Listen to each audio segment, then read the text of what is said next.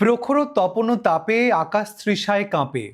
এইটা বৈশাখ মাসের সাথে খুব যায়। বৈশাখ মাস মানেই আমাদের গরমের মাস, কালবৈশাখীর মাস এবং একটু বৃষ্টির মাস। কথা মাথায় রাখতে হবে, যত গরম পড়ে তত আমাদের কিন্তু সেট পয়েন্ট কমতে শুরু করে। তার ফলে ঘাম, অতিরিক্ত ঘাম থেকে শরীর খারাপ হওয়া, অতিরিক্ত গ্লুকোজ খাওয়া, ওআরএস খাওয়া, এইসব চলতে থাকে। সুতরাং মাথায় রাখতে হবে, গরমে আমাদের অসমো রেগুলেশন, আমাদের থার্মোডাইনামিক্স কীরকম হচ্ছে সেই ভেবে খাবার খেতে হবে। ডায়েটে অবশ্যই গরম চলতি ফল অর্থাৎ তরমুজ, কালোজাম, জামরুল এগুলোর মধ্যে রাখুন। তাদের জল সমৃদ্ধ সবজি ডায়েটের মধ্যে রাখুন।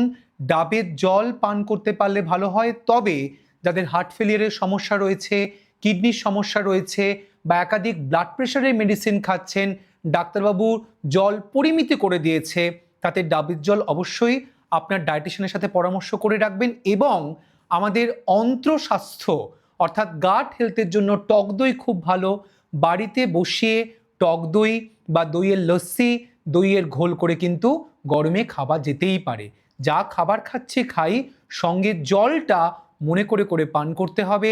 এয়ার কন্ডিশনে থাকলেও অন্তত 200 ml জল বারবার করে খেতে হবে টু রিডিউস ইনসেন্সিবল পার্সপিরেশন।